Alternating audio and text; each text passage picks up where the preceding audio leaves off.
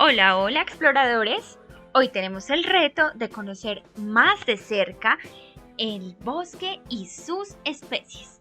Y para ello debemos observar muy bien. Te invito a que traigas una hoja, elijas una especie y recopiles la mayor cantidad de datos sobre ella. Vamos a empezar.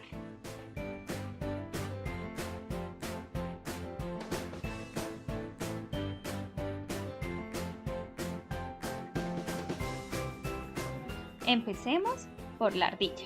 Las ardillas comen bellotas, corteza, bayas y flores y se consideran un roedor mamífero que crea sus nidos en huecos de los árboles. Los ciervos comen vegetación y son muy miedosos. Sus cornamentas se desprenden una vez al año y su estómago se divide en 4 partes.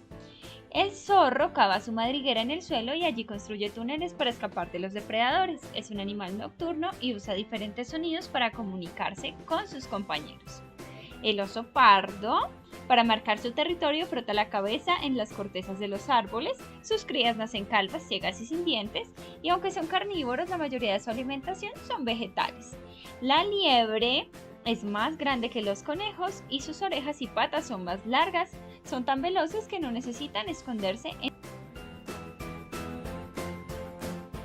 Existen más de 3.000 especies de serpientes. Aunque no parezcan, las serpientes se tragan sus presas enteras. Una parte del veneno de la serpiente paraliza sus presas y la otra las descompone facilitando su caza. El erizo es sensible a los ruidos y movimientos bruscos. Se protege con sus púas y toma una forma de bola. Come insectos, frutas y verduras. El búho tiene una gran visión que le permite detectar animales muy pequeños. Los búhos no migran, permanecen en los mismos lugares sin importar las estaciones. Una de sus presas favoritas son las ratas. El castor construye presas que evitan sequías e inundaciones, limpia las aguas y las zonas húmedas. Se alimenta de plantas y árboles, utiliza sus dientes para cortar y cargar la madera de las presas y de sus madrigueras.